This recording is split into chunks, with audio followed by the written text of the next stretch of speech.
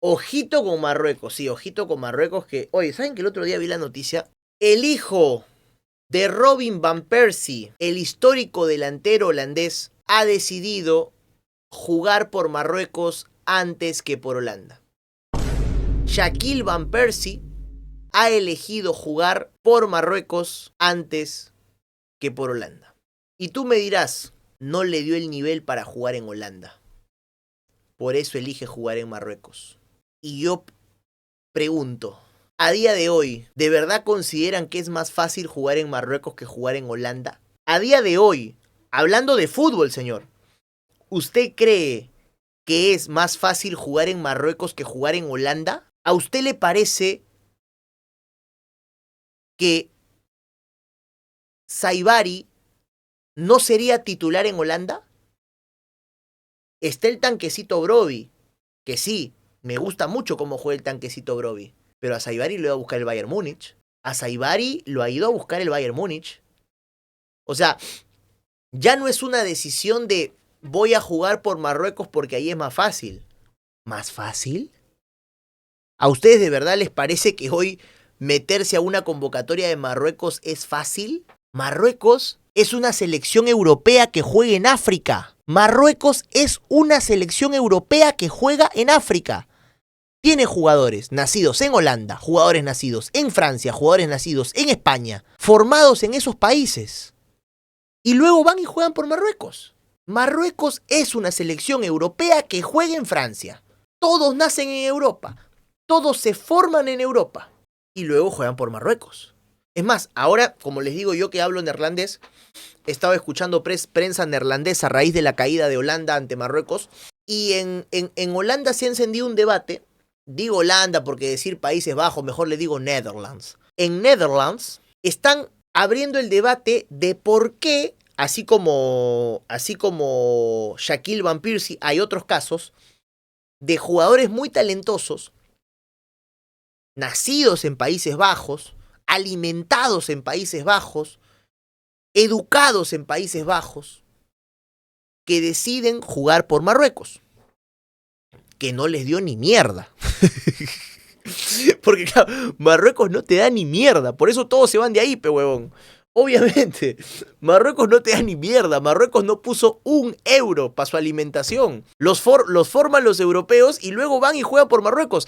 Entonces, los holandeses estaban preguntando, oye, ¿por qué?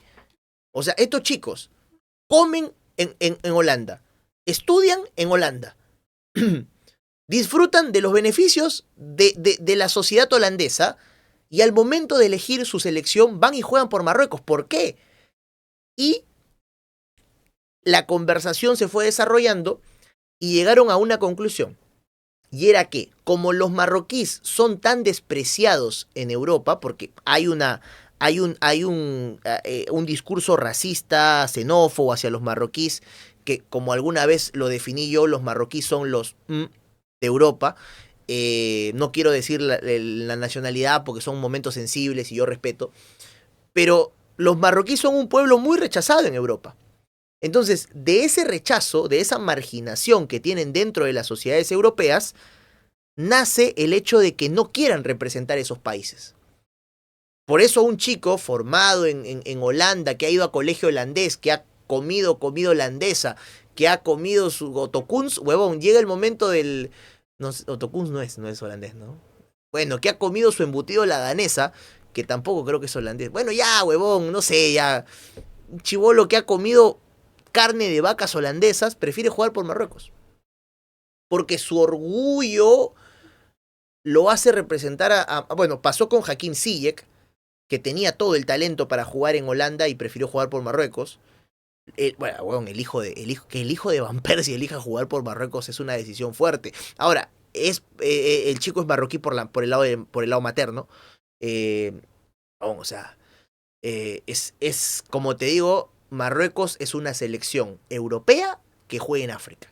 Sus jugadores nacen en Europa, se forman en Europa, se desarrollan en Europa y luego juegan por Marruecos. Es un combinado, weón, de jugadores nacidos en España, en Francia, en Holanda. Cortala Pipo, que se ve Terrés Arpaste. ¿Yo dije algo malo? No, weón. ¿Qué malo dije? No he dicho nada malo. Estoy desarrollando el tema de los. Estoy desarrollando el tema marroquí. Porque ciertamente, weón, los mundiales ahora puta, tienen un condicionante migratorio tremendo. O sea, el hecho de que la migración ha permitido que muchos equipos se desarrollen futbolísticamente a niveles que antes no habrían podido aspirar. Por ejemplo, el Congo, weón. El Congo que juega mañana con Inglaterra. ¿Cuántos jugadores del Congo son formados en el Congo? Prácticamente ninguno. Son jugadores nacidos de la diáspora del Congo, en Europa, formados en Francia. Tú te revisas un jugador tú te revisas, o sea, eh, eh, vamos a decir, el comentario claramente racista solamente dice Francia, que son todos africanos y juegan en Francia. Bueno, pero si tú revisas la alineación de una selección africana, nace un defensa de Senegal nacido en Francia, un jugador de Argelia nacido en Francia, un jugador de Turquía un jugador de Alemania nació en Turquía, un jugador del Congo nacido en Bélgica o en Francia. O sea, y eso ha hecho que, por ejemplo, selecciones como el Congo tengan presencia en este mundial que, a ver, sin tener de su lado el factor formativo de Europa, no podrían competir, porque en el fútbol del Congo, ¿qué hay? O sea, no hay. No hay con qué, ¿no? Entonces son los que se fueron los que terminan regresando para representar a su selección. Eh, Fano, hay 102 futbolistas franceses repartidos entre todos los equipos del mundial. Ahí lo tienes. Ahí lo tienes. Hay 102 futbolistas nacidos en Francia que están jugando el mundial. O sea, es un factor que en Qatar 2022 ya estaba muy presente y en este mundial está todavía más presente. En este mundial está todavía más presente. No, en esta Francia solo hay 3 jugadores no nacidos en Francia. Es justamente lo que le decía. Va más por un condicionante racista. Como son negros, no pueden ser franceses. Es lo que la gente intenta decir a través de. Pero la mayoría son jugadores nacidos en territorio francés de padres africanos, sí. Pero nacidos en territorio francés. Algunos ya franceses de segunda generación. Porque fueron los abuelos los que llegaron de África. En el caso de las selecciones africanas, la mayoría de sus jugadores son nacidos en Europa y formados en Europa. Y por eso compiten al nivel que pueden competir, porque si no, no podrían. O sea, la infraestructura, la tecnología, las oportunidades que hay para los jugadores en Europa es incomparable a lo que pueden encontrar en África. Olvídate. Eh, y, a ver, me dicen por acá. O sea que Marruecos es un equipo africanont. Postdata. Al final el Castor tenía razón acerca de los penales. El ministerio le debe una disculpa. No, pero. O sea. Eso. A ver. ¿Cómo te Eso se llama en el ámbito de la lógica. Eso se llama cherry picking.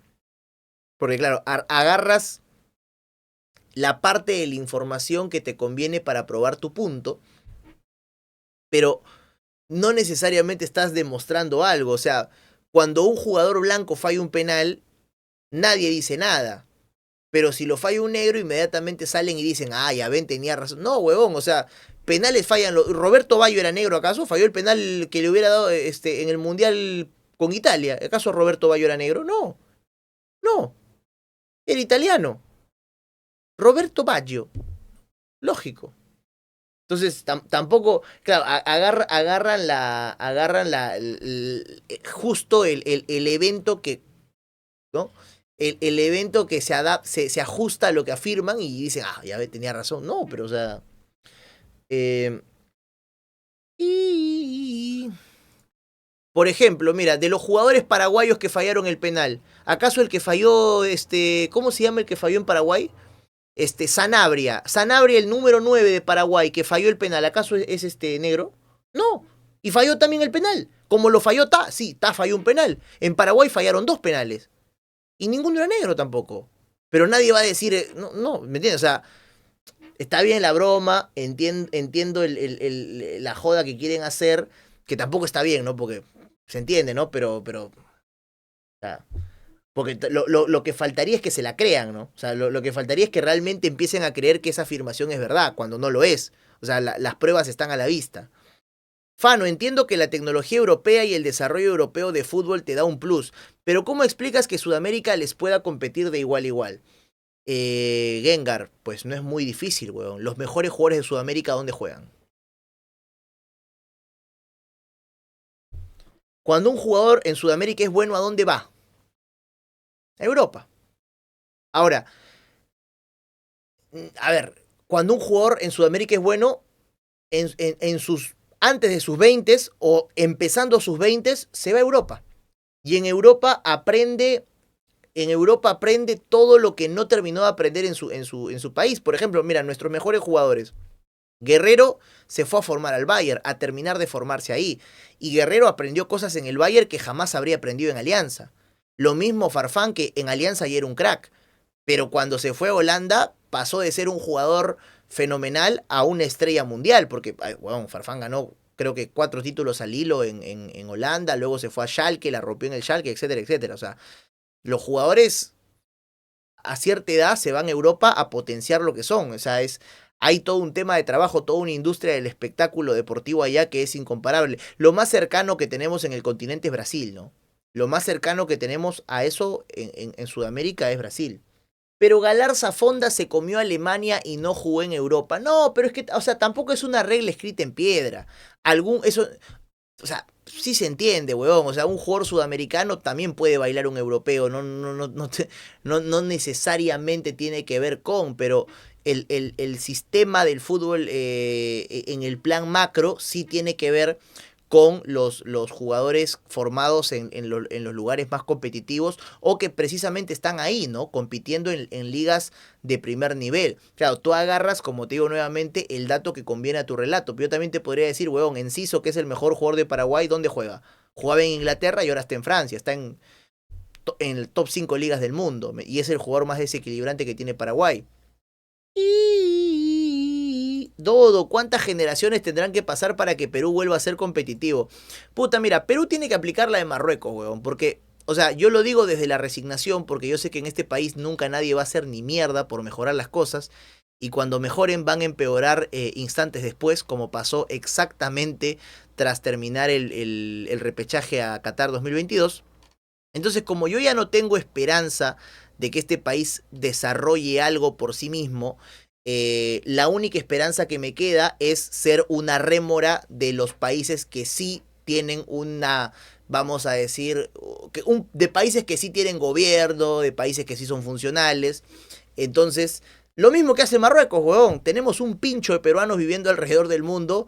Puta que, huevón, que agarre un peruano que está formado si ya Italia me hizo todo el trabajo, yo simplemente lo convenzo con una papa a la huancaína de que juegue por la selección. Lógico. Si ya Alemania me hizo todo el trabajo formando un muchacho que creció, se alimentó, se formó, estudió en Alemania, yo solamente le ofrezco un ceviche fresquito para que venga a jugar por la selección y el hecho de que la gente lo quiera.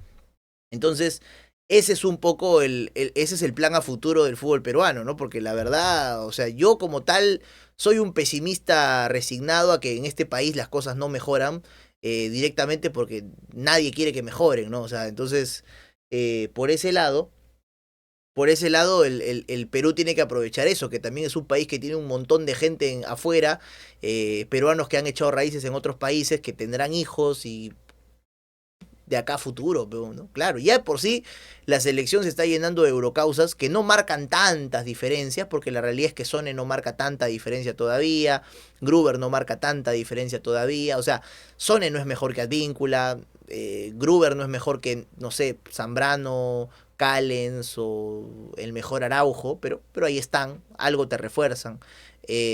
Arriba, ¿quién? Chávez, bueno, a Chávez lo hemos visto muy poco, ojalá que le vaya bien en su carrera para que, ¿no? ¿Me entiendes? Pero hoy comparar a Chávez con Cueva, por ejemplo, con el mejor Cueva es todavía una comparación muy lejana.